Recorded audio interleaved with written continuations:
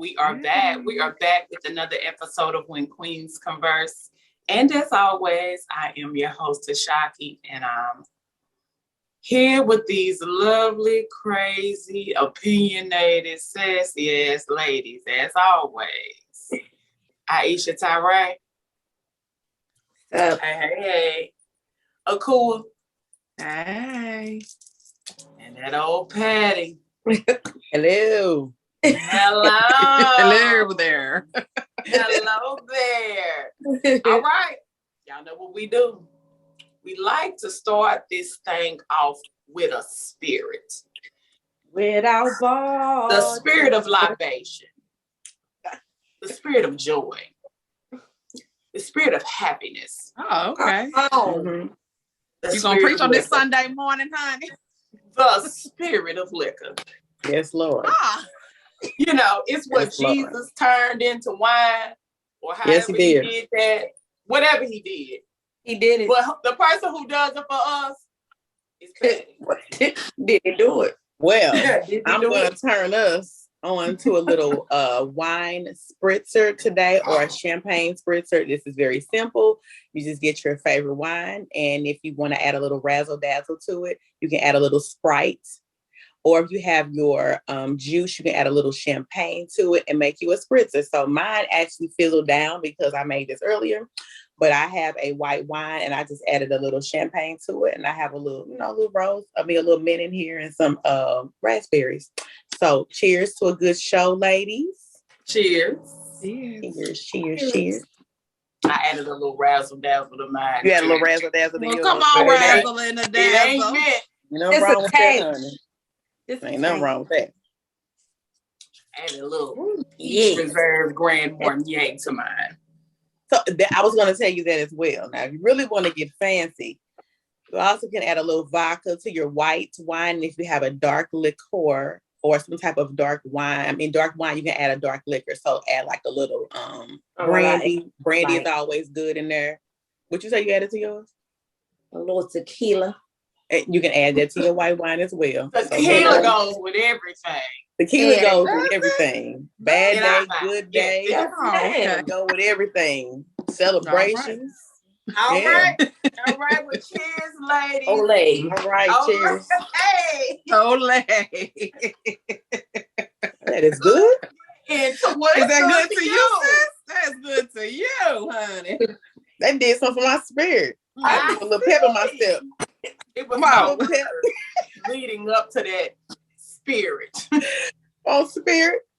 All right. And I ain't talking about that. All right, come on. Let's get into this fuckery. Well, the game was on Drink Champs. And the game said he is a better rapper than Eminem. He did. No. I got something to say about that. The lies you like to tell. What? He would like to go toe-to-toe. He did. Hit with Eminem. He would like to battle. What Eminem? The candy? Gots to be. Not Green Mile Eminem. But listen, so y'all want him to come on here and actually say that he's bad? That's what I'm saying. Nobody wants to say he's bad. You got to be your number one fan. That's all I'm saying. That's all I'm saying. You can be your number one fan without trying to put yourself against somebody. And if you decide to put yourself against somebody, try not to be from green to Green Mile. But why does every time somebody say that they better than somebody or that they're the greatest, everybody got to come attack them? In your eyes, like in my eyes, I feel like, we're going to always take it back to LeBron. I feel like LeBron is the greatest. So nobody's going to argue me with that. Like, it's in my eyes. But is LeBron walking around saying, I'm the greatest? No, he is not. Is he going around saying, I'm better than Michael Jordan? Is he going around saying, I'm better than Michael Jordan? You can say to me, yes. Listen, to me, I'm yes. Gonna say, hey, this is the greatest motherfucking talk show there is. But I'm not finna try to line us up next to nobody. But in my mind, yeah, this talk show is shit. It's yours. It's yours. We better than the View. It's the difference. You can be great without trying to put your counterpart down. Correct. Or put yourself against somebody. If he just said, I'm the greatest rapper, I think I'm the GOAT. I disagree, but okay. But when you say I'm the greatest rapper alive and put me up against Eminem, sir, what? That's gonna be a massacre on Drink Champ. That's gonna be a massacre, is what that would be. Okay, a massacre. There are not many people lyrically that can go against Eminem. I mean, what made him so good? I mean, I think he's good. I don't think he's not in my top 5. I'm sorry. Okay, but that's your opinion. Who's not in your top 5? That's right. That is my opinion. He's not in my top 5. Well, listen, I tell you this, Game ain't in my top 100. How about that? Okay. High 5, sis. Oh, okay. And I mean high 5. Okay. I'm just saying. Eminem. What song he got? Now, what song he got? What's the Hated song? the love of the underdogs on top. What? And 50 was on that, so bye, sir. If 50 wasn't on it, then I don't know. I can tell you that. Yeah. What? Up in the club. That's my tell. This is how we do it. No, that's not what I'm talking about, bitch. I mean, Ashaki. What I'm talking about is the other. We gonna put Aisha, put a insert in here for the game. We're gonna highlight the game's number 1 hit. It's gonna be a short list. His number 1 hit. We're gonna highlight the number 1 list. Is this how we do? I think Ricky's on there too. I don't even know that song. Yes, when you hear it, yes, you do. Yes, you do. I think he's a rapper right now, but it's too early. He's not Eminem worthy. Sorry. No, sorry. In your opinion. Yeah, in my humble opinion. In your opinion, probably the multitude others, in my opinion. In your opinion, Nicole? In my opinion. Now listen, Game and his mama and maybe his kids may have a different opinion. But I would gather to say that the majority of our population agree with us. I'm just gonna say. Yeah. Come on now. Let's just be real. Now come on. We just got to keep it real. But this was good to me. That's what we do. We keep it well, we see you sipping away, sis. Well, it's good to you. I made a small one. I'm like, this is really good to me. You're going to have to wait to the break. That was, listen, like Ricky Smiley, and that was news I absolutely could not use. Is that shit. The Game think he's better. He said a lot on that show, by the way. He said a lot on that show. But that was the most foolish thing he said on that show. Well, it is. It was, but I still get where he's coming from. I agree. Being better than very highly of yourself. Yeah. Until you start thinking so highly of yourself that you want to pitch yourself. I'm gonna tell you, I think so highly of myself. I want to be in. I feel like I should be in the same rooms with these motherfucking fashion goddesses. You should, and you should, and we agree. But we agree with that. But let me say this though: if you had the opportunity, if you had the connections and the opportunity, yes, you can be in the same room with them. They just have more connections and opportunities. Delusions of grandeur. Delusions of grandeur. I feel like I'm a great cook. Listen, I feel like you're a great. Let me tell you something. I dated a chef, and I thought in my eyes before I started dating him that he was amazing. Like, oh my God, this man, he like the bomb.com. But when I tasted his food, ain't no way he can come for me. I'm sorry. Oh, sis. Come on, sis. I ain't never told him that. Now, I ain't never been with him. I ain't never been with him. I was like, this what I waited all these months for? This is what I waited all these months for? Sometimes presentation pulls people in. To this day, he's still at the top of my list, but I still feel like I can get with you. Okay. You just got more connections than me, and this is your passion. That's your thing, but whatever. Moving on. But you're correct. All right, bye, Game. Shit. Yeah. Okay. Yeah. I'm glad you said it. Bye, boo. Will Smith and Michael B. Jordan are linking up for an I Am a Legend scene. I am here for it. And I won't be watching. I won't be watching. What? I will. I won't be watching that. Here we go. This Why not? Always got controversy. I'm not interested. I didn't even watch I Am Legend, the first one. I didn't watch it. That was a good show. Y'all are angry. Great. Y'all are angry. No, this is what upsets me. It upsets me when people try to oppose when they don't even have the knowledge. The knowledge. You ain't never even watched I Am Legend. And I Am Legend is phenomenal. Phenomenal. In what? Your opinion. That's Well, why I'm girl, sitting you up can't give an with my opinion. opinion. You haven't seen it. You don't have an I'm not going opinion. to. I'm not going to. Do y'all sit up and watch Young and the Restless with me every day? I have No, watched but do we? Young and the But I Restless. could have I to had give you an seen- opinion on Young and the Restless because I have have watched watched it, it. and because I I have based seen it. opinion on what I've seen. It's the same shit happens every other episode. Somebody died, but they came back to life 10 years later, and they sleeping with their husband. Oh my God! And he came back later, and, That's what's going on. That's Thank what's going on you. today. He's not even That's what was real going people. on 20 years ago too. She's not even 40 real. years, These man. robots, You can 'cause go there's back no way 40 Victor years. Newman They would still do the same thing. So back to the show. I'm not going to be watching, but go ahead. They're going to link up.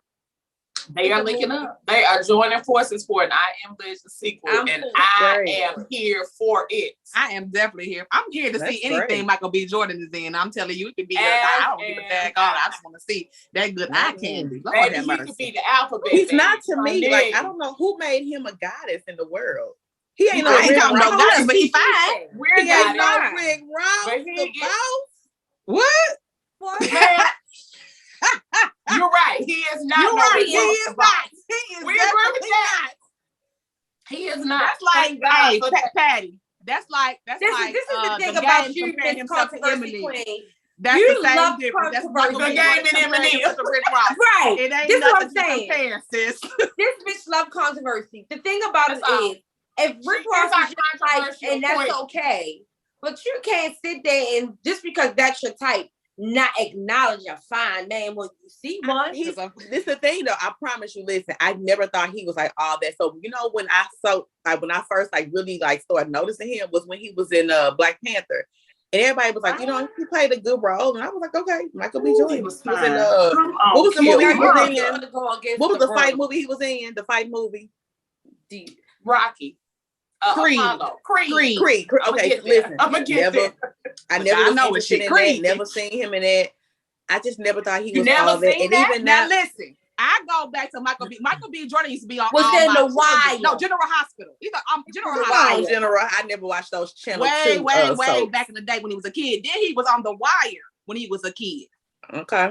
And he wasn't nothing. I mean, you Wow. know. Then he was on I hope Parenthood, not. and That's cool. Parenthood Not a kid. was a TV show. That's when Yeah. I started to take a little notice of him. I said, "Now, well, look at how this young man is growing up to be such a fine." Well, you young had your eye on specimen." that young man. I He was have, all kind honey. of strong, I have watched him grow. Come on, Miss Kelly. Watched him grow up from a little lamb. Oh, Molden. Come on, Miss little Kelly. lamb.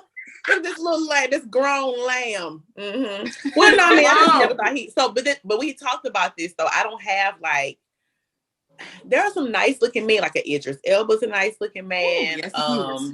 Woo. Charlie Hunnam. I love my to favorite string a man. bell. Come on, string a bell. Who? Okay. Charlie Michael Hunnam. Ealy. Michael Ealy. Is Michael That's Michael Sons Ealy. of Anarchy. fine. That's Sons of Michael Anarchy. If you don't Ealy know who can- Sons of Anarchy, But I Jack- wouldn't want yeah, him though. uh-huh. I Yes, wouldn't want him. ma'am. Let me tell you who fine to me. Bobby Flay. Ooh. Bobby Flay do it for me, bitch. Can we I move do on? that. Because she upset me in my home. No, I'm serious. I love him. Ooh, that little red head. She's He's upset America's. me in my home, girls. I gotta look I that love person up. I him. don't even know who that is. But listen, No, I've you always don't. loved Bobby You don't Flay. have to look that up. I've I always promise. loved She Bobby is Flay. upsetting He me fine, in baby. my home, Promise girls. you He do fine to not me. have to look that up. Bobby Flay is fine to me. He find the patty. Okay, girl. Well, we'll 3/4 of this show will be I mean, tuning Aisha in is to not I Am Legend 2 or whatever That's y'all right. gonna Y'all call it. support them Because black people. I'm so Will proud of is that. cute to me too. Will is a nice looking man, I've and been Michael loving B. Will Jordan Smith is a since nice looking young summer. man. No, there fuck that. for What was the eye other candy. one? Parents just don't Parents just don't understand. understand. Whatever that I song mean, was. they don't Parents just understand. don't understand. No, it was Aisha. another one. When he Will was Smith rapping real ain't never fast. been my type, but he's a He's nice still looking nice man. looking. He's still my Get type. jiggy with it. Get jiggy with it. No, it was no. back when he first came La, out. la, When he was la, rapping la, real la. fast, he was like, brother, he rapped real fast on that. It's a classic, but I can't think of it. I don't know that. Yeah, Listen, one. I listening to it remember the other day. Nightmare on My Street when he did that. I like me some Will. Okay, They might be too old for me. I like Will. There's an old ebony cover and him sitting back in the chair. He got a little chest out and Jada sitting on his lap. I said, God damn, we look good. Yes. He had his white. Ow, he had a little chest showing. And he was like, his hair ain't laying out on him. No. All right, it's a no for you, sis, huh? I mean, it's really not like, but I have it, but I like different men, so that's okay. We all different. And it's okay. Okay. When Ross was getting up on that camel yesterday, I was happy. Honey, I'm probably the pole camel. I mean, the laughter. I was me. I mean, from the pits of my belly. I'd have been right there filming with him, baby. When he was on the side, I know what it's like to get on the camel. Me and I used to be on the camel, baby, and you be like, oh. Yeah, it's not. He was on the side of the camel. That camel's knees, that poor camel's knees. Buckle. They was like, why were they buckling? That poor camel's knees. That was. Ooh.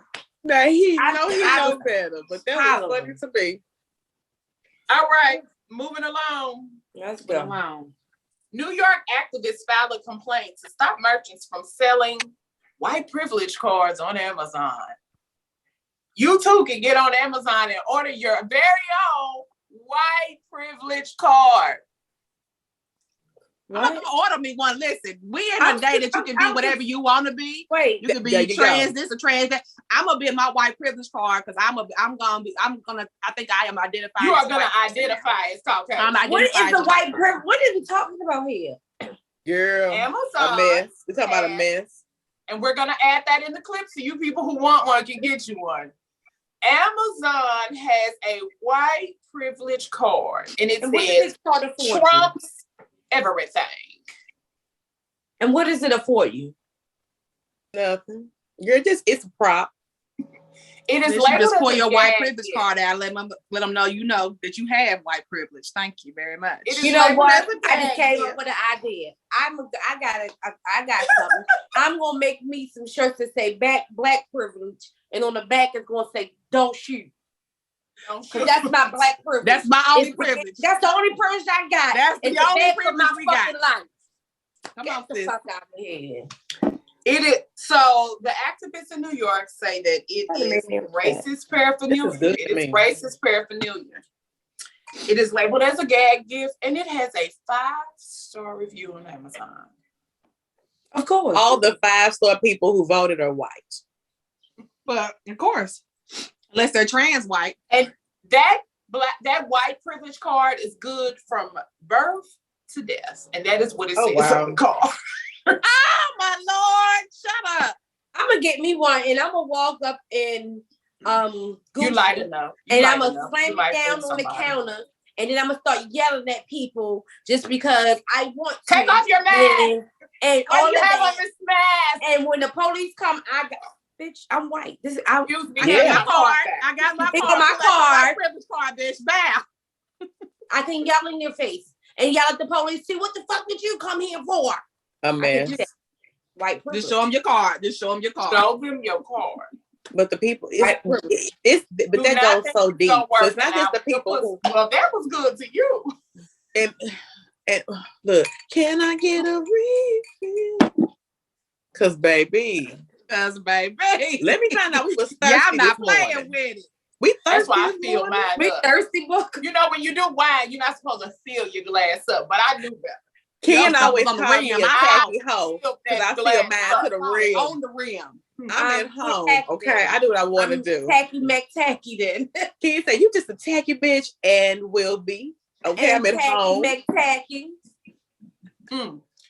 Fill mine up to the rim, bitch. But listen, so that white privilege card, it goes so deep, right? When you really sit and think about it, it's not just the people who are purchasing the card and carrying it, making this joke about this or whatever. It's the people who had the idea. It is the people who are making the card and ultimately Amazon who is selling the card. But that lets you know it's always about money because they don't care. They don't care. Amazon sells everything, but if we put something on there, I bet you it would get taken down. But it would be a problem with it. But here comes a white privilege card, and it's like, well, I mean, well, what? Like, I'm over everything right now. Like, let me just tell you how it is. So we got a war going on. I can't get my money, my taxes. To piggyback off of you, like if you go on Amazon and you put in t-shirt, like I want a graphic t-shirt, for instance, you're gonna get thousands of graphic t-shirts. But if you want to say for the picture behind you, if you want a graphic tee that has African American culture in there, you got to put that in specifically to get that. Yep. Because we're not included in just graphic t-shirts. You got to put in exactly what you want if that's what you're looking for. So I can't say fuck Amazon because you use Amazon every day. Every day. But it's the thing, we can't say fuck a lot of people, even though we're canceling. And listen, a lot of these companies, we already said this, they're already racist. They just haven't publicized it because they don't want to rock no boats because they do need our Black dollars. So it is what it is.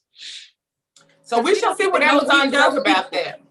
Yeah. We'll see what Amazon does about that. Moving along. Well, Delicious and Raymond Santana are calling it quits.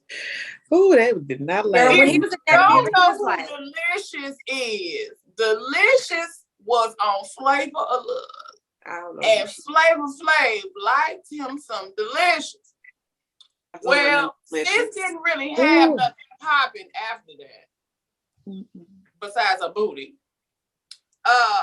She got her face done too. Got her face done. She I didn't know who the child was for a minute. Me either. I didn't either. But sis secured a bag. She married Raymond Santana. If you don't know who Raymond Santana is, because you wouldn't. You Google that. He is one of the Central Park Five. So, they got a check. I don't know if y'all know that. They got a got like 40 million. Something. How much they get? Was it like 40? They should have. She got to be in distress. She need to get her. I don't know the amount, but it was some millions. Yes, they got some millions. And as they should have. Well, Delicious went on and secured that whole bag, and she married Raymond Santana. He was the little chubby one, little light-skinned chubby one. She wouldn't have been. Well, listen, let me take that back because she was looking at Flavor Flav, so maybe hey. But nonetheless, that show was something to look at. Lord have mercy. They are coming to an end. He has left her. That's what he said. Not the other way around. Everybody assumed that she left him because of the bag, because she had got that bag, but no, he left her. Sis says he is a narcissist who cheats and abandons his home. She don't know where he been since February 12th. No. Well, this is sign a prenup. I'm not signing a prenup. But somebody better sign one for me. Lord have mercy. We shall see how that story unfolds. I'm interested, just a little bit. Actually, I am too, because I don't know. It's like they was doing good, and then all of a sudden, boom, here she come with this. People kill me when y'all was together. You was posting all these videos and this lovey-dovey, and y'all so happy, and now he cheated a narcissist. Well, you know, people when you married fake the front. You know, love the social media. People love to lie, don't they, Buff? They love to lie. If you're part of the metaverse, you can be who you want to be. Like, no, it's right. All right. Well, we're gonna end this thing with two serious notes. Uh-oh. Florida Senate passes a 15-week abortion ban. Yeah. It is being sent to Ron DeSantis, who is expected to sign it into law. I love how men who can't have babies make decisions for women who can. It just don't. And half of them need that abortion ban. I mean, they don't need that abortion ban. Listen, Ron DeSantis probably got his side chick pregnant and will be standing there at 14 weeks and 6 days trying to get that chick to get rid of that baby. If you don't know you want to have an abortion before you're 4 months pregnant. Yeah. Now listen, I don't disagree. But here's the other thing. The other side that don't move me no type of way. Well, but here at the end of the day, what if it's a medical issue? Because it's my body. So whatever I decide to do, maybe I thought I could afford this here baby. That's that baby. I lost my job. That what baby, if it's a medical issue? But then adopted. Then put it up for adoption. But that's a hard. Everybody can't go through that though. Everybody can't go. That is a hard thing. Like that's a baby. So I agree. But what if it's what if it's a medical issue though? What if it's a medical issue? I am pro-choice. I know. But I do believe if like the mother's health is at stake, then they will terminate. Or the baby. What if the baby was at stake? So listen, what if I got raped? I do know somebody. But if you don't, you knew you got raped 4 months ago. No. Listen, I know somebody who got pregnant and found out later that something was wrong with the baby. So at that point, listen, I have 2 autistic children. So I'm asking, like, what if you did find out something was wrong with your baby later, and you're like, that's a hard thing for any parent to go. Nobody sets up to go through taking care of a child like that. I mean, things happen, but you don't set out for it. So if you knew it up front, what if you did want to terminate your pregnancy? Are you a bad person for that?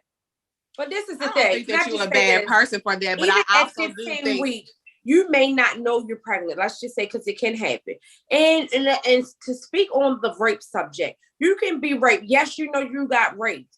Trauma is serious. Trauma makes you believe that it didn't happen, believe that everything is okay. So people don't dismiss trauma. Trauma can make your mind trick you or fool you into believing something that is really fully happening that's not, and your mind is not happening. So you come to the realization, you feel I'm pregnant, and oh my God, I've been trying to not think about this, and I'm pregnant by the person that raped me, and I'm 14 and a half weeks. I don't know do you have a decision to make? Listen, I know. It's not as black and white as people make it seem. No, it never is. It's a lie. Of course not. Who is now an adult, but she is the product of rape.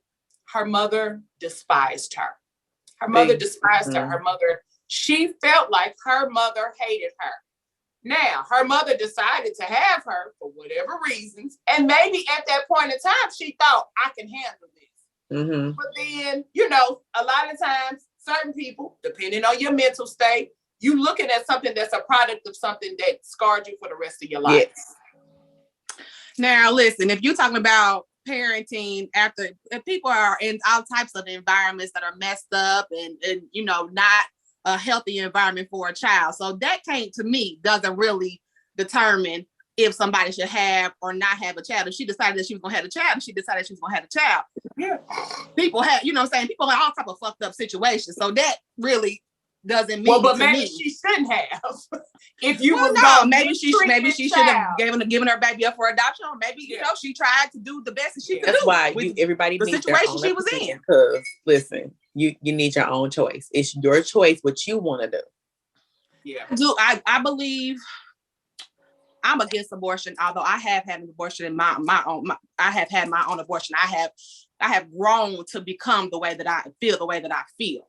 So I believe that there should be some pro-choice, but it should have some limitations on it. I don't think people should be having abortions at 2nd and 3rd trimesters. I don't agree with that.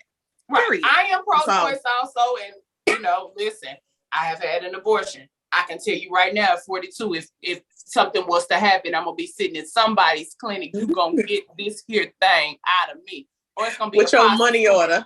Honey, not with your money order situation. I'm not doing it. Okay. Well, I would hope at 42 that we at 42, 43, 41, 44, however old we are, that we know better. You know better. Right. You know how you get but pregnant. Things can happen. Just stop it. Stop making that be your contraceptive. Yes. Abortion is not a contraception. Like you especially the day after pill, they got all of that. They got all that type of stuff. I just have a problem with other people trying to tell me what I can do with my body.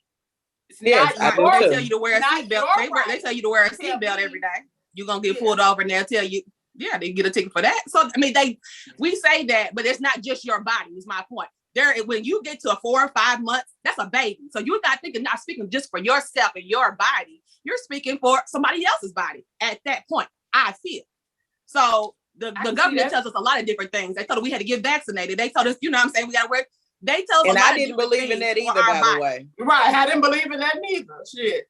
But who are here vaccinated, who not? But whatever. Yeah. So you know what I'm saying? Like, even though you didn't believe it, you still did it. You still felt. You know what I'm saying? Like, it's you can't just say because it's my body, it's my choice. We don't have that same type of belief in every other situation. to a certain extent. All right, moving along. Agree to disagree. Yes, always. Yeah. You know how we do. That's how we do. So this will lead into our next segment. So, and I am very I don't really know how I feel about this. Let's talk. Michael K. Williams. As you know, Michael K. Williams is, what was his name on The Wire? Come on, Muffy. Omar. Omar on The Wire. That's what I've never seen The Wire, by the way. I be so behind.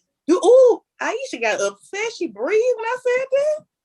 I ain't never seen it. Patty, she need to be dismissed right now. Somebody order her a black card so we can revoke it, please. It got to be.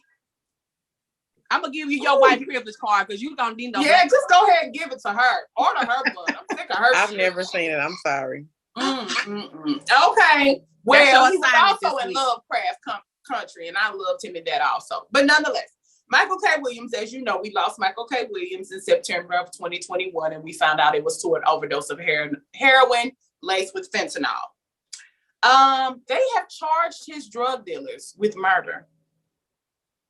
They have arrested his drug dealers and charged them with murder. Now, can I say something? I'm sorry. Hold on, because you about to say what's on my mind. Hold on. They have arrested his drug dealers and charged them with murder. They have pled not guilty. As they should. How do we feel about this? Aisha, I pick you because you are ready. First of all, let's say I am saddened by his death because he was a great actor. Yeah. And I felt like he had so much more to go. That was a talent loss. But listen. Let me interject and say that I was very surprised. After I saw him in Omar, I guess I typecasted him. And to see him in Lovecraft Country, I was very impressed. No. But he's been in a lot of stuff. He's been on Broadway. He's good. A lot. He's very good. I can guarantee you that these drug dealers are black. That's what I can guarantee you. You can guarantee that. I can guarantee you that. They are brown. And what I can also guarantee that if this is the case and they let this go, and lacing it with fentanyl they shouldn't be selling it, period. But lacing fentanyl is definitely up in the ante and somebody's losing their life. But are they going to start charging drug dealers around the world with death from people overdosing on any type of drug? That's number one. And you're going to go after the drug dealers who sold him drugs, and we can't even get these motherfucking police officers charged and convicted for killing black people with fucking guns intentionally? Come on, somebody. That don't even make sense to me. Come on, girl. And it shouldn't make sense to you. It shouldn't make sense to you because it don't make no sense. It don't make no sense. Listen, I believe that was wrong, but I also don't believe they laced it with the intent of him dying either. They just wanted to be the best. They wanted to be the best product on the street and to get it that way because drug dealers want the shit that killed the nigga that before them. I swear, that's what they want because they don't think it's going to happen to them, but they know it's so good because it killed the next nigga. That's what they want. So I don't think it was with malice or intent to kill him. So let's start charging all these other drug dealers. But before we even go there, can we start charging people that intentionally kill black people with guns on camera? No, they have a badge. They have a badge. Okay. So Patty, you got thoughts? Let's go. So I have to ask you the same thoughts as Aisha. And I don't think they should be charged. I'm sorry, I don't. I don't. Then here's the thing: whether they not with murder, you gonna charge them with selling drugs? Okay. Whether they laced it or not, whatever happened, nobody forced him to take those drugs. He took those drugs, and that's what kills me about people. Again, that is a choice people have. You have a choice to be addicted to whatever you want to be addicted to. If it kills you, that is a choice you're making. I hate to say that, but that is a choice you're making. Nobody is making you take them drugs. It's true. Cool. And if they said that they tied to it's a sad truth. And they shot him up, then that's different. But go ahead. I'm sorry. Okay, for example, we out here drinking this. I'm drinking this wine, right? We on the show drinking our wine or whatever we drinking.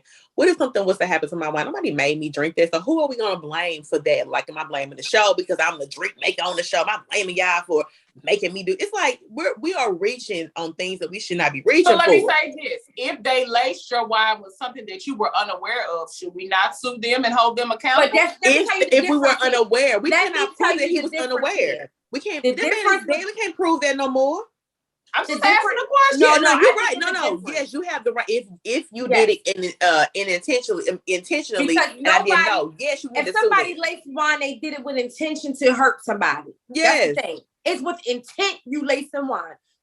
That's intent. If you lace my drink, that was you're doing it intentionally. I didn't ask for it to harm me. So if they lace their drugs with fentanyl, is that not fentanyl? To me, fentanyl and heroin. I mean, yes, it's on the same spectrum, but they are both. What they're trying to do is make their product better. Right. It's a little bit different. I mean, like that. I would take that same stance if there's somebody waste your weed with fentanyl because then you ain't getting no weed. You get no fentanyl. Like, you know what I'm saying? So, but exactly that's the difference. I disagree. I don't agree with them from heroin. Trying to charge. When you taking heroin, you want the same high that you're getting from fentanyl. So in order to increase it, so that's the difference. I don't think nobody's intentionally, well, some people may, but I don't think it intentionally lacing heroin with fentanyl for people to die. What they're doing is trying to make their product the fucking blue magic of of everything. They want it to be the blue magic. If you lace my weed, then no, because that's not what I want. I don't do heroin. I don't want that kind of high. If you lace my drink or my wine, that's different. I don't want no heroin. I want wine. I want heroin high. Okay, I'm just asking. So I agree. I do believe that it is a stretch to try to charge them with murder. Now, I do believe that drug dealers should be held accountable. The reality of it is that you know that you are selling something that is illegal that could potentially harm someone, right? I don't know if it's murder that you should be charging them with. Distribution. You can charge them with distribution and all of that, but let's be clear. If we're going to charge, everybody needs to be charged because. But let's be real. So let's talk about all the way up to the senators that's making it happen. Pharma companies who give you these drugs that treat one thing and give you 6 other issues. Are we charging them? Which is going into our next segment. Yeah, that's definitely going to be going into the next segment. Yeah. All right. So we all disagree. They don't charge pharmaceutical companies because they give you the warning. That's why they give you. And my other thing is they pick and choose. This is y'all haven't been doing this. It started with the Mac. Now the first time was the Mac Miller guy. The first time I ever really heard of somebody trying to charge the dealer. That's the first time I heard it, and now this Michael K. Williams. But again, let's be clear: these are famous people. You don't hear about us local people. Everyday regular Joe. Nope. We don't have the money or the resources. They don't care. They don't have the time. They only going to charge up until a certain point because let's be clear. Drugs is the way of the American way.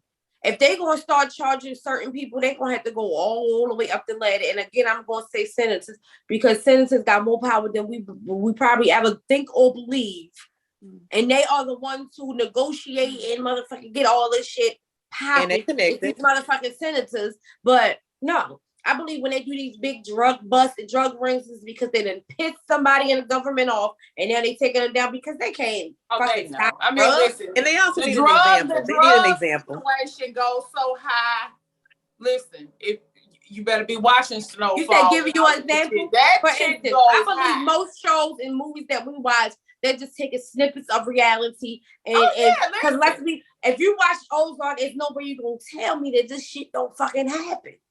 The government sat down with the drug dealers and said, "Hey, we don't need you." He said, "I want to retire. We don't need you." White boy we need you. Story is something to behold. Basically, they set this man up. They made as a child, he was a fucking kid.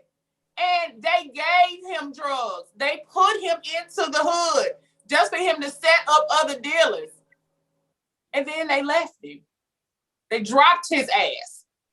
He was a fucking kid. You ain't no good no more. Who are we talking about now? White boy, what's his name? Yeah. White boy. You be having your ear to the streets, but not enough. We'll have to talk about that. I'm trying to see what we're talking about. We done moved 3 different subjects. Well, yeah, because we're still talking about drugs. You was talking about Ozarks a minute ago. Now we're talking about somebody else. How the government, smart ass, how the government uses people. Absolutely. I definitely believe that. But nonetheless, we shall move on. I digress. We're going to get on here and thank them sponsors. We'll be back. Thank you, sponsors.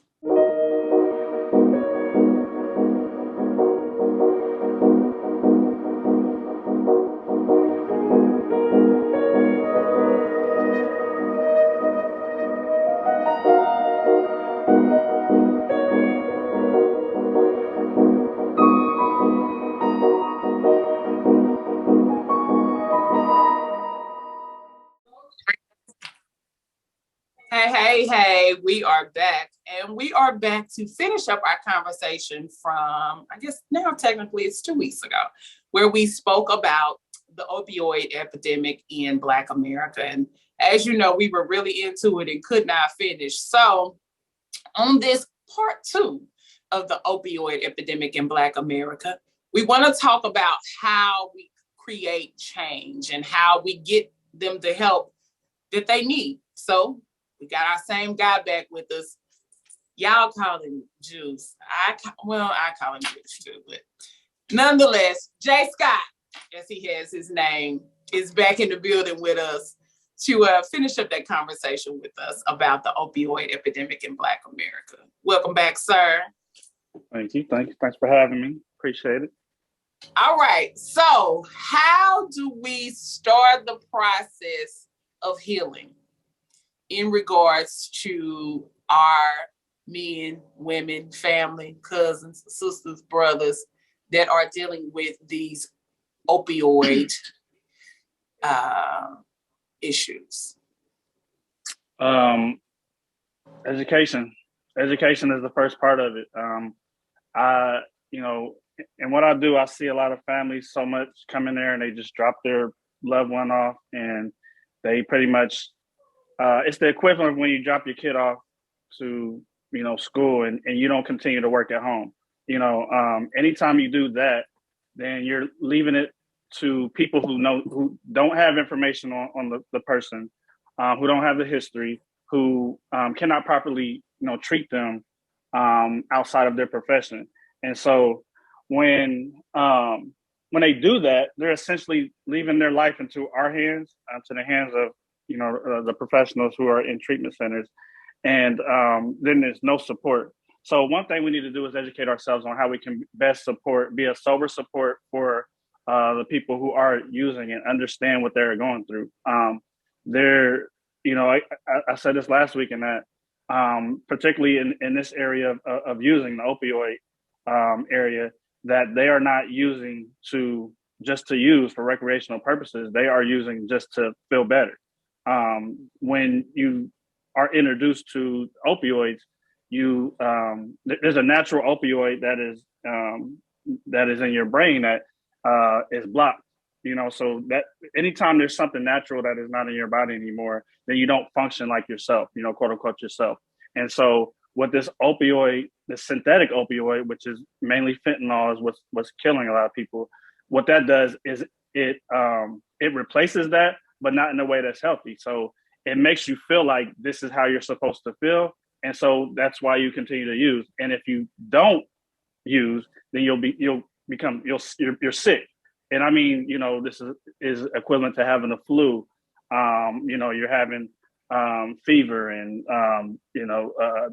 throwing up, just different things, diarrhea, all the things that you would have, like if you're just, and somebody does not. I know I wouldn't want to feel that way every single day. So to say that, this old school way of abstinence is still the way it is, it's not. You need to have the CBT, which is cognitive behavior therapy. You need to have motivational interviewing, and then you need to, for some, and honestly, most who are actually using opioids, you need to have some sort of medication assisted treatment.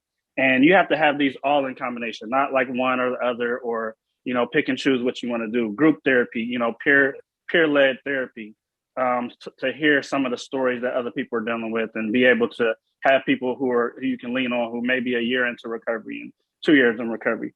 But most importantly, getting back to my first point, is that we have to do the work at home. We have to get educated, and when their loved ones come home to us from a treatment center, whether it's inpatient or outpatient, we need to continue to work at home, and we don't need to just say, oh, you're things like you're a crackhead, you're an addict, you're just derogatory terms that will make them just go do the things that you don't want them to do, and just treat them as someone you would treat with a severe illness, because that's what it is. It is an illness. It's a disease, and we have to get educated, particularly as Black people, because Black men are the leading or overdose is the leading cause for us, above murders.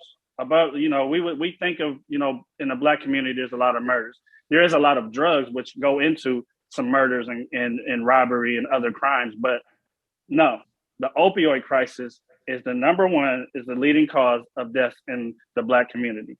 Last year, the beginning part of last year alone, there was 53,000 overdose deaths.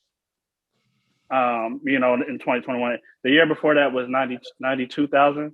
And that was 21,000 more than the year before that.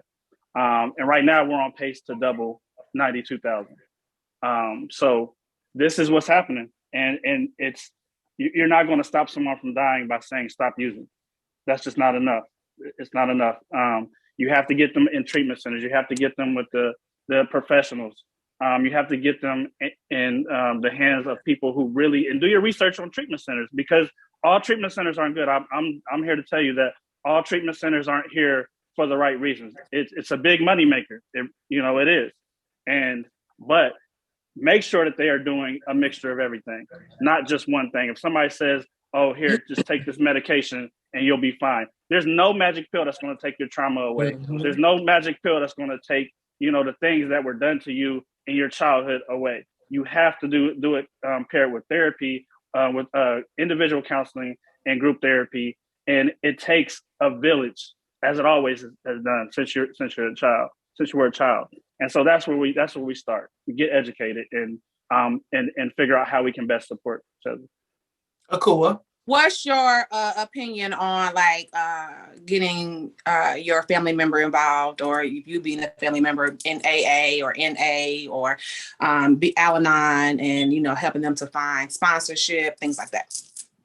It depends on how you have been, or if I'm that family member, how I've been to that family member. Because I might be that family member that where they look at me as like, okay, you're the reason why I continue to use. Just because you're close to me, so you see it typically with husband and wife.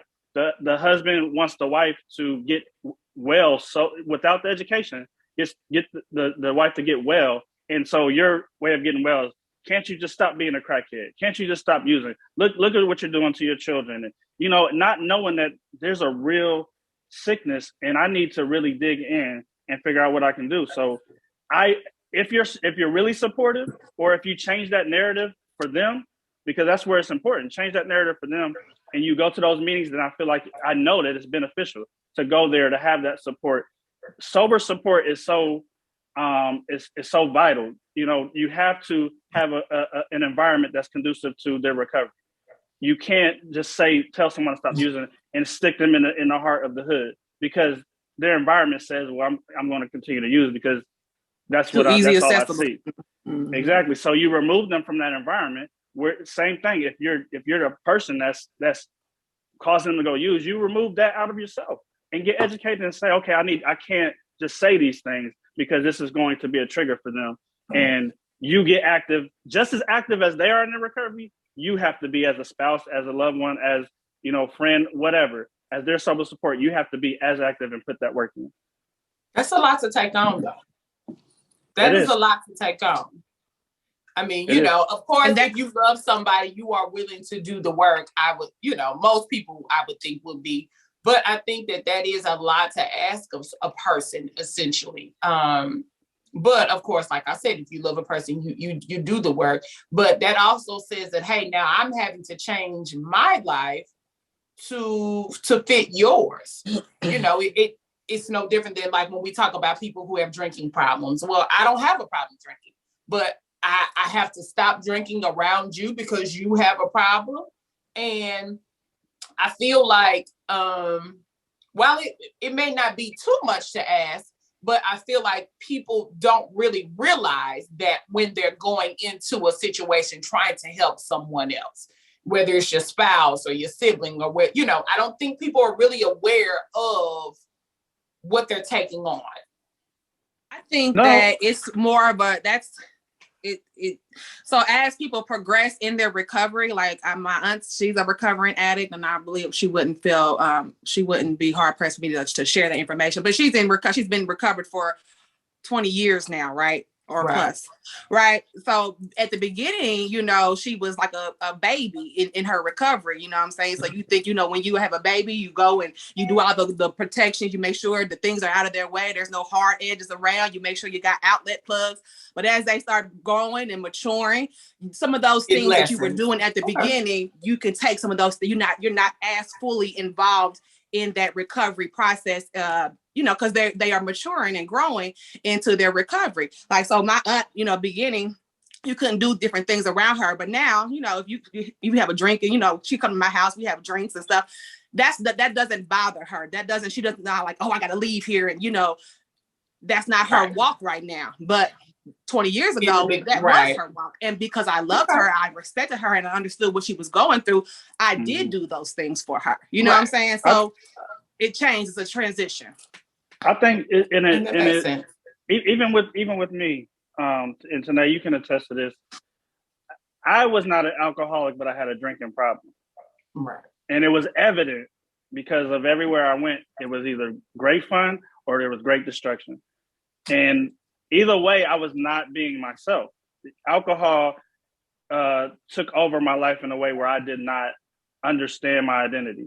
And I had to disconnect even from you and from, my friends who were drinking, because I had to get to know who I was, or else I would have gone crazy. I would have kept on drinking, and still it takes a piece of who I really am. I did not really get to know who I am until just a few years ago.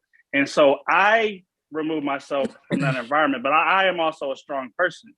I can't say that everybody you got to remove yourself, because I don't know how much of a hold that environment has on you. I don't know how much of a hold that nobody knew how much alcohol had a hold on me until I stopped drinking, even myself. And so you don't know how much how much that vice has a hold on you until you stop. And so it's up to how much somebody cares enough to say, like, either I'm going to step back or I'm going to stop. And so for my friends, they step back. I don't expect them to stop, but you step back and I'm gonna step back, and then we're gonna come together when I'm right. So can I ask you a question? So do you drink now? I drink red wine only occasionally. Okay. So how do you feel? I had to stop everything. He did. Okay, he stopped everything. So how do you feel in settings now where, so trips and travel and stuff, and you around your friends, and I mean, it's all drinking. How do you feel around it? Because I'm about to make a point, but I want to know how you feel. I'm good. It doesn't bother me. And I'll speak to I can speak to that. Clearly, he hangs around us, and we drink. We are drinkers. That's what we do. I mean, we drink. None of us, I don't feel like any of us had a problem. But I want to know, I want an answer. How does it affect you now, though? Can you tell me, how does it affect you? Because whether you're a strong person or not, and everybody participating in the fun, do you feel like you have an impulse to want to give in, or are you good now? No, I'm good. I don't have a desire. I don't have a desire for liquor at all. In fact, if I smell it, it makes me want to throw up. Okay, so why I want to say this is because now that you say that, I guess it really didn't, I never really thought about this point of it. A couple of my uncles they were drug addicts, just a hardcore drugs too. So when they would come home for whatever stint they would do or whatever, I never really thought about the environment that we were in. Not saying that none of, like the rest of the family, we don't do that. So we're not pushing drugs in his hand, but we are in environments where we do have a couple of cousins who would probably dibble and dabble. So they come over and then it's like it's put in your face, or like I just never really thought about when they came home, how we were supporting them. We never called them no crackhead. We never did nothing like that. But I mean, it was like it's a repeated pattern. So we're just used to it. So I always, in my mind, knew that they were going to fail at some point. Like, and I hate to be like that, but that's just really how they were. And I mean, I was a young child then, a young adult rather. And I guess I really didn't know how to help them. So with one of my uncles, I will say he's passed away at this point, but not from that. Just I think he had a liver cancer, maybe. Is it cirrhosis of the liver? So probably cirrhosis of the liver. So he was alcohol. Yeah, he drank a lot. He drank a lot, but that wasn't his issue. The drinking wasn't his issue. The drugs were his issue. The drinking, I never really seen him act out or do nothing crazy. It really was the drugs, which is crazy. But anywho, I remember at one point he and I were like, we've always been close, but we were super close at one point. And so I would let him come around my kids and he would babysit them. And I felt like I was giving him some type of trust from me. You know what I'm saying? I gave him trust, like, I trust you, you're around my kids. I let him come to my house. You know, I never thought he was stealing. He never stole from any of us like that. So I gave him my trust, and then he relapsed and was back on those drugs again. So, and I mean, I did tell him I was angry with him, but I really know what to do after that. It just kind of went downhill. But I mean, you have given me, you have actually, like, that just makes me realize I never thought how we as a family, we were not as supportive. Most people don't realize not that we were talking down on him. People don't know, you know what I'm saying, what they can do, how they can do it, what resources are available to them. So this is a good conversation to have, because we do have people in our family that we want to be supportive of, and sometimes we just don't know how to be that supportive person. So that's, you know, I think not saying anything was us not supporting him either. So us not saying anything was not a support. Mm-hmm. And he was at the point of cirrhosis of the liver, which means that he literally had to use to stay alive. If he stopped using, he would die. So it's a lot of times, really quick, Juice. A lot of times, people who are heroin addicts, because they shoot needles, they if they shoot needles, then they are a lot of them get contract hepatitis C. Hepatitis C. Yeah, he had that too. And so it may not be so that hepatitis C affects your liver, right? That's and so what my dad was not a drinker either, but he died of cirrhosis of the liver because he Yep. was a drug addict and he did. You know what's cool? Not that you say that he had that, so it was one of the other, A or C, one of them. So you're right. It's you're right. Usually hepatitis C. Mm-hmm. Yeah. And which it takes away. Our father also had cirrhosis of the liver, and it was because of drug use. It didn't have anything to do with the alcohol. Mm-hmm. My dad would drink some wine, a little red wine, little, what was that little Welshers thing he used to get? Yeah. I'd be like, what is this? What's this? 50 cents? Manischewitz. but I think why did Derek say something about that the other day? I think just getting to the point of everything, and you know, as Patty said, like, just have the conversation, like real conversation. Those times when they are sober, when they are in treatment, and maybe they're not. This is not going to be their time where they get it right, but maybe they're well enough at that point just for you to have a conversation with them to say, what are you feeling? What are you experiencing? Why do you continue to use? What are your symptoms? Are you sick? When are you sick? What can I do to help? What can I, like, ask a lot of questions in those moments so that you are educated. And no, they may not get it right the second, third, fourth, fifth, sixth time, but I've seen somebody on their 17th treatment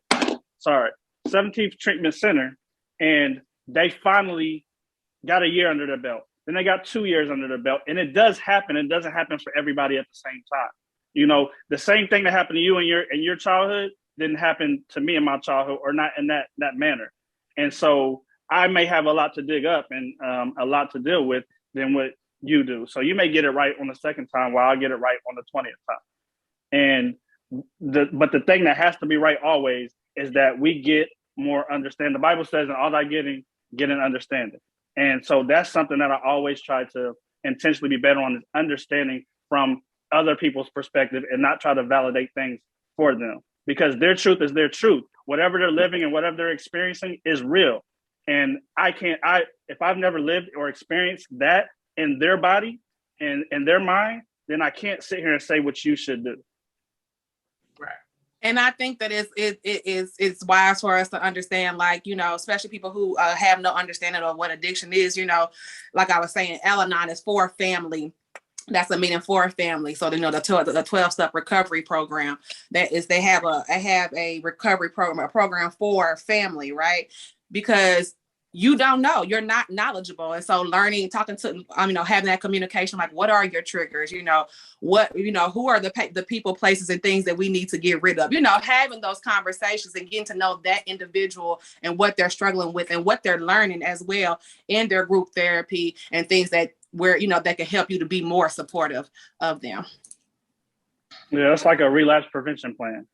You put things in order for them not to relapse. This is something that is in treatment. You get a plan together based on the information that they give you. So if I'm married and my wife is a trigger, then I have to figure out how can obviously we're not going to go right to divorce, but how can I go be successful in my recovery, but have her kind of, on the wayside, whatever I'm going to do with that, so you have to, again, these are things that have to be, you have to get really integrated into their treatment to really understand them.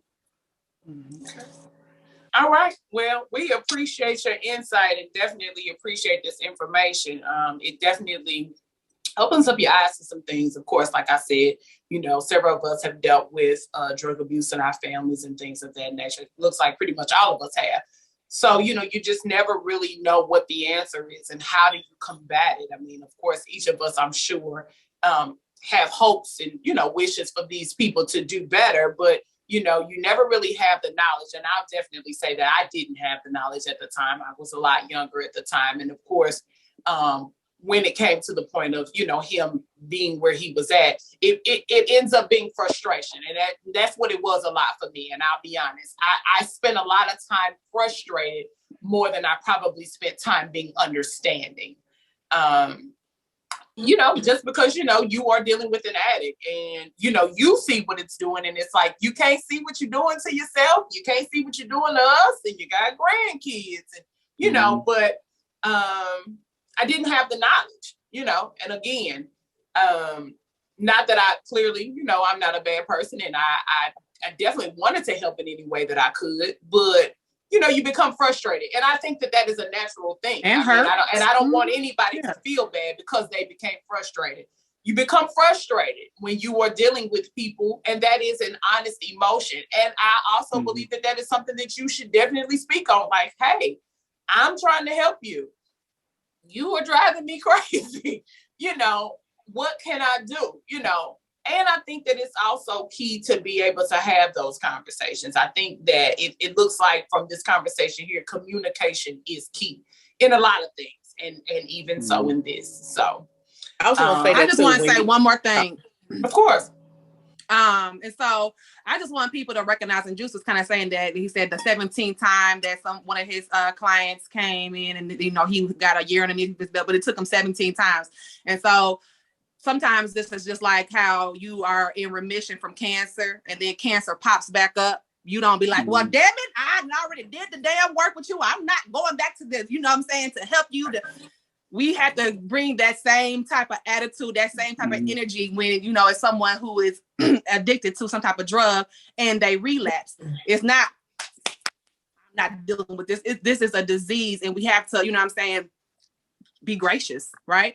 And so I just want to make sure that we point that out as well. I think you had something you wanted to say. Go ahead. I was going to say this whole conversation is deeper. It is actually it kind of relates to a lot more than, even with just regular things in the family about being supportive of your family and your surroundings. So, yeah.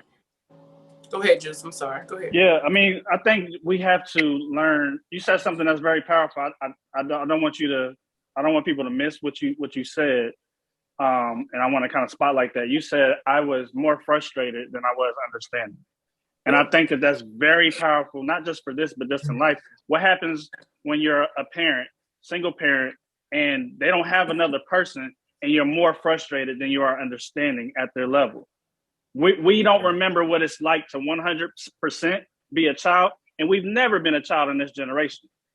Right. And so we have to have more understanding than frustration if we want them to be successful as a child. And we have to understand that whatever time these people started using, most of them were a child.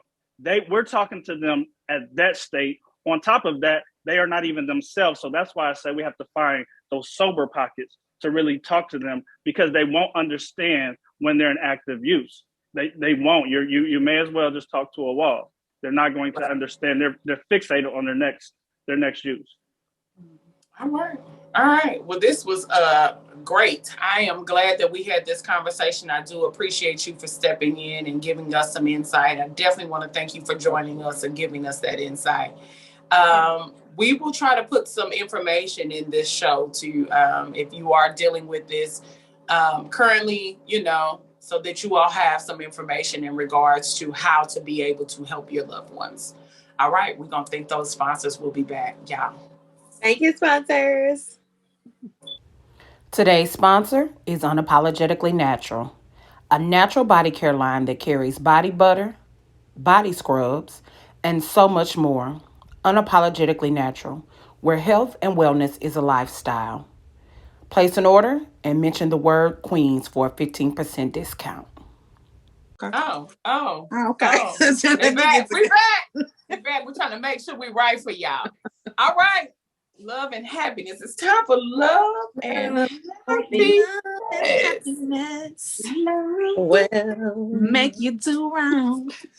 Oh, I like when they Make make me me do wrong and wrong. You like when they make me do wrong. You hear me? And all right. So today in Love and Happiness, all of us, every last one of us ladies have children. And I think that for every last one of us ladies, our children bring us happiness. I think for every last one of our ladies, our parenting brings us some struggles and some frustrations also. Hey, welcome to being a mother. So I wanted us to talk about sex positive parenting. And when I brought up this topic, one of our hosts immediately said, "What is sex positive parenting?" What is that? So, sex positive parenting includes letting your kids know that it is okay to have sexual feelings. You teach your children about boundaries, consent, protection, hygiene, and that they are in charge of their own bodies and about the expectations. That includes what you would say and do if you spot your child touching themselves. Ooh. So, yeah, we have it. So, here we go. Yes.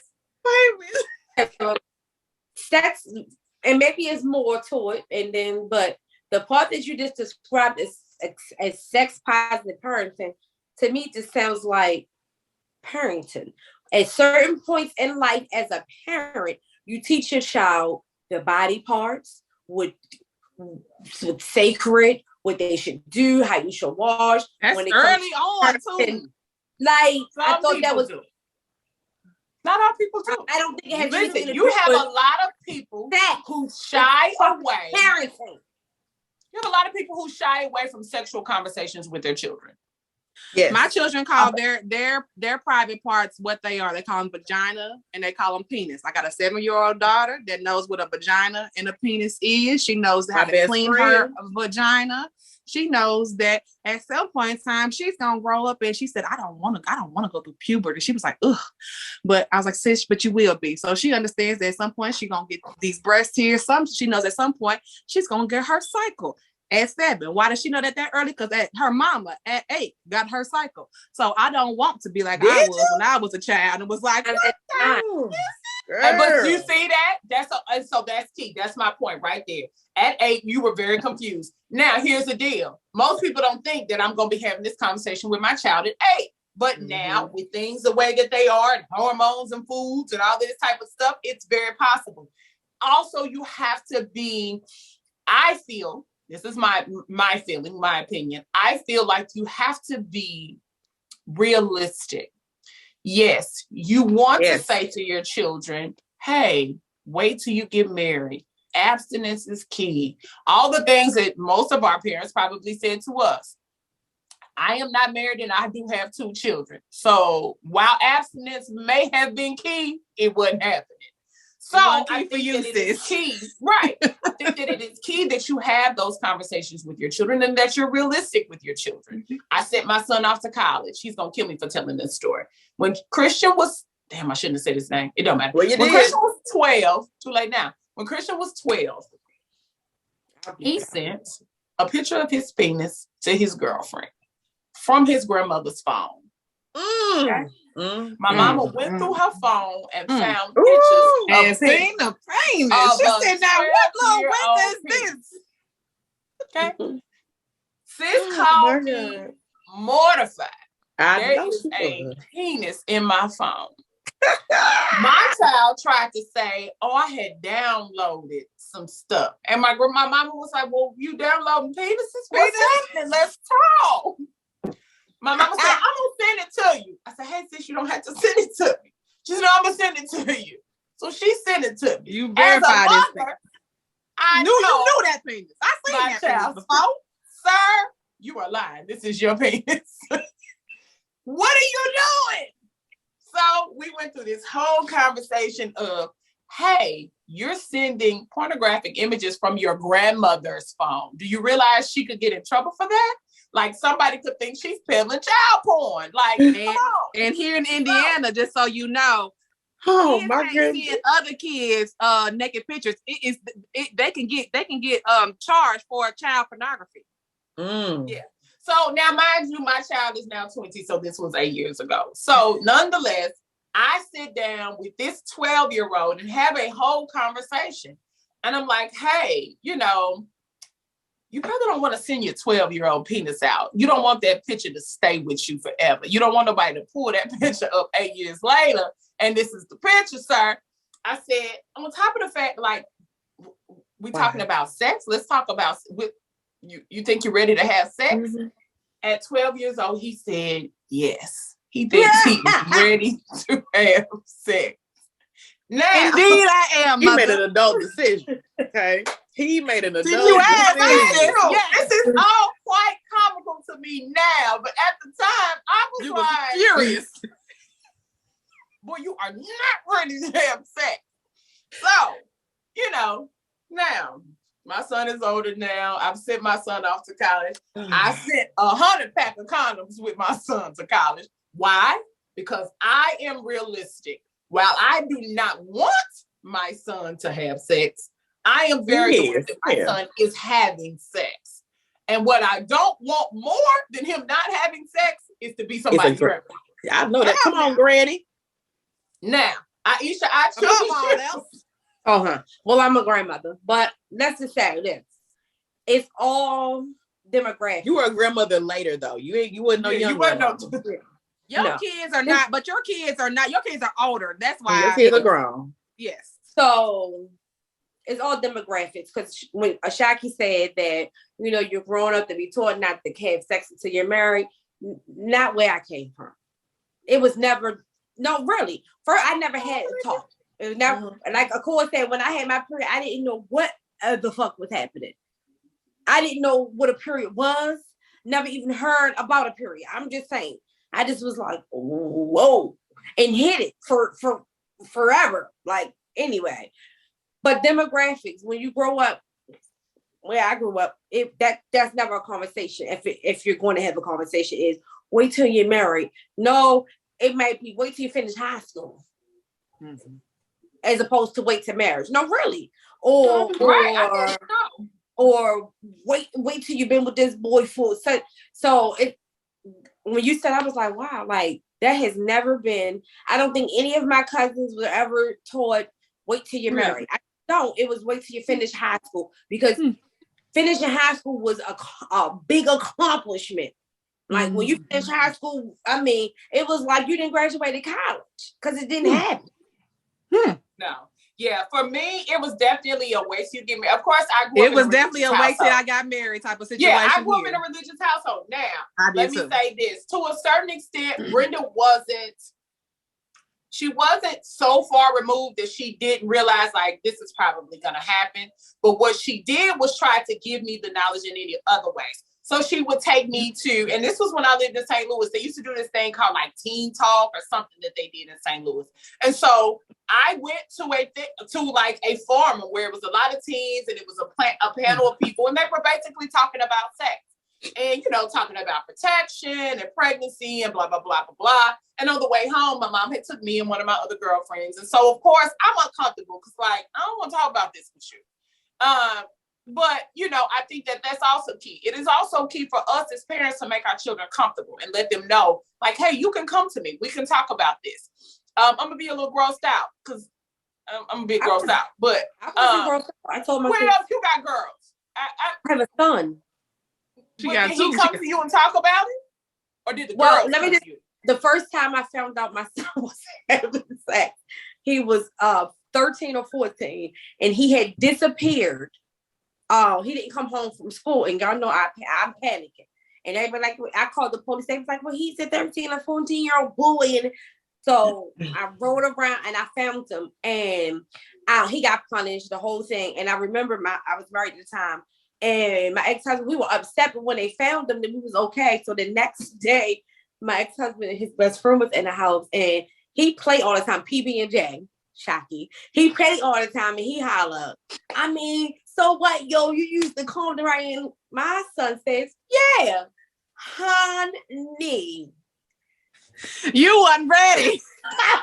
You wasn't ready. Like, I just, right. I mean, even then, so you were just a tad bit uncomfortable. Same difference. It wasn't uncomfortable. I was just shocked. You were shocked. Surprised. What you mean? I was surprised because if you know my two oldest kids, they are so quiet.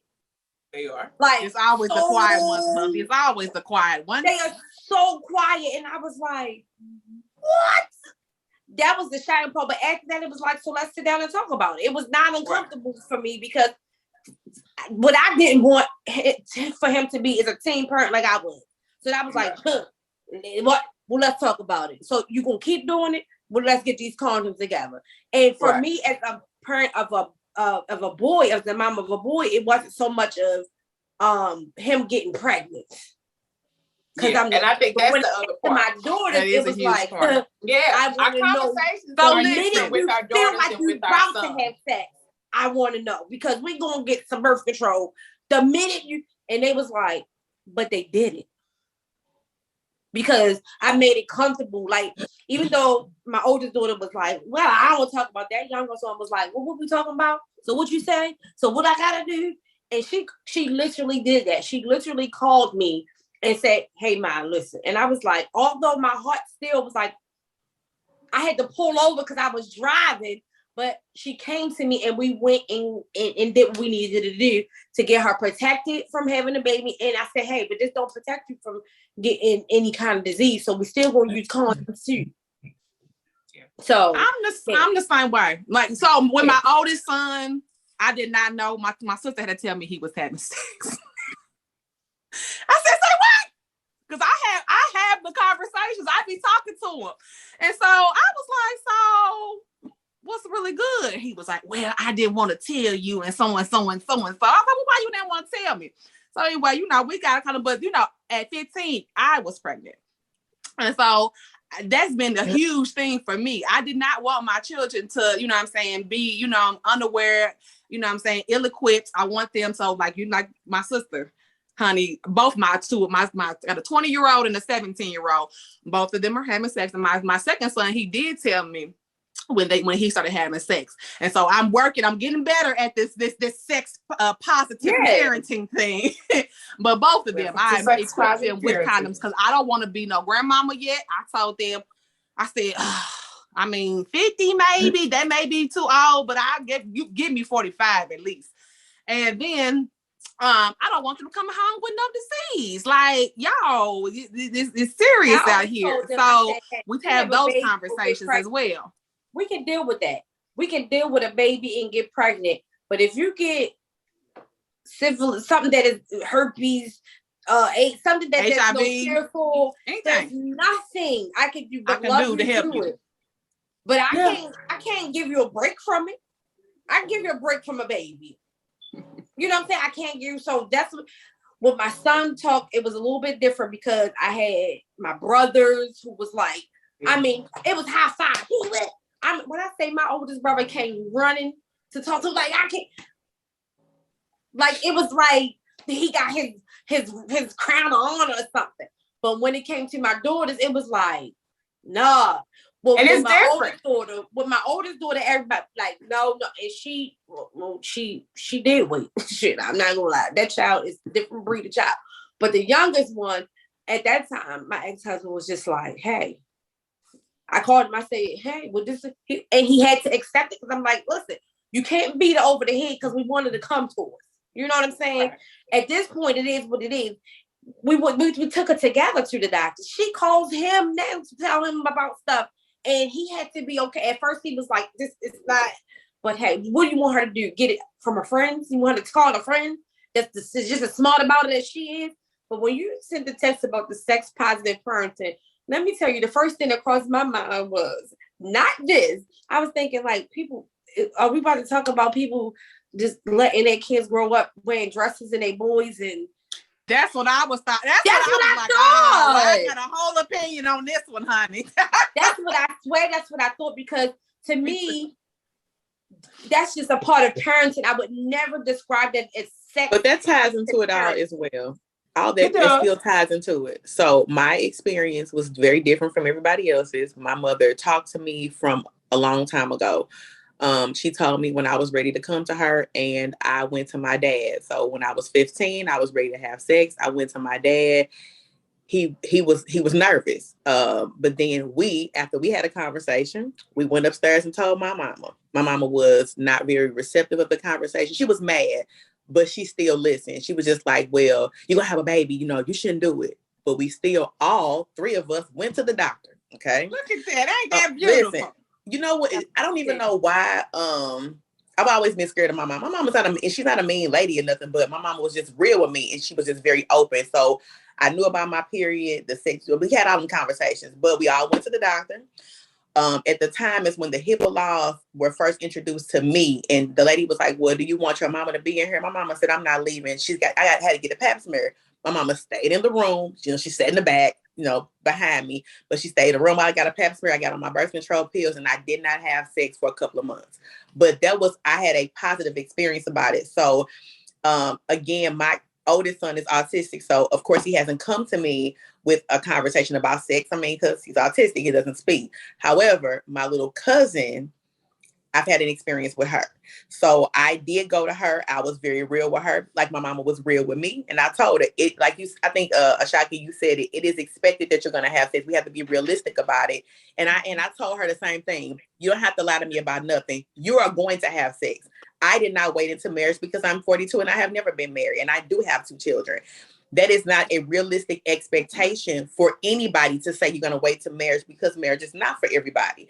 But you have to be open with your kids. And this is why our children do not come to us and talk to us, because we sit them down like, you shouldn't do it. No, you need to sit them down like, hey, you are going to do it, but let me equip you with what you need to do and to have. I was having so sex that you teenager. can be well. And listen, and I try to tell her, my little cousin, when you're ready to have sex, do you want to go? Let's go get you on some pills, because I too don't want to be a cousin grandmama. Okay, I don't want to do that. And there's nothing wrong with it, but it's so much that leads into you have so much life available to you and to live. Let's get you on some type of birth control pill. But like I said, my experience was different from everybody else's. So, and it worked. My mama and mom, I love you so dearly. So if you're watching this, we all learn and we grow. But so my mama found out I was having sex, took me to the doctor to get the pap smear and put me on birth control. And then a month later, she was like, I'm not condoning this. This is not you're not going to be on birth control. So she wouldn't let me get birth control again. And I don't know, a couple months later, I was like, well, so we got another problem. I'm pregnant, right? And so, what I'm saying, having those conversations are beneficial, because my kids know how against I am them having kids. I'm like, look at me, because I am married, but I am not married to the father of my children, right? And so I had children out of wedlock, and it's been more difficult for me. And so I'm just like, look at me and look at how I've done things. I want you to do better. And so I have those open conversations with my children to say, hey, this is where I had a misstep. This is where, I went wrong and could have done better. So look at me as your example. I'm very open about, who I am and what I've gone through, just because I feel like that's the only way that you can help your children is to be open and honest. Yeah. And we have to stop being so taboo. listen, Yeah. sex is a normal part of life for most people. Most people are having sex. And for us to try to act like it's so taboo, like we shouldn't talk about sex. Don't talk about sex. You talking about sex with your kids. Like, listen, you have to be honest. You have to be honest. You have to be open. You have to create this space where they are comfortable. And you have to let them know. Listen, my mama tried to tell me, oh, it's like five, you're gonna do it with all this pain for 5 seconds of pleasure. Well, girl, that was a lie. Well, now that first time ain't no lie. That is very painful. That was very painful. Now, don't you lie. I never had the conversation. Nobody knew I was having sex until we popped up pregnant. Nobody knew. Nobody expected it from me. Nobody knew, and it wasn't talked about. And listen, it wasn't that I would have been scared to talk to my mother. If y'all met my mother, y'all know she was the realest of real people. Like, she'd have been asking me, well, how was it good? I mean, that's the type of mother I had. No, really. Come on, Curly. But I didn't, because when I got pregnant, she was just starting her recovery. And I was just like, well, I don't know. Maybe if I don't think about it, it ain't really happening. That's why I was like, if you could think yourself out of a situation, like, and then one of my aunts was like, you pregnant? I'm like, no.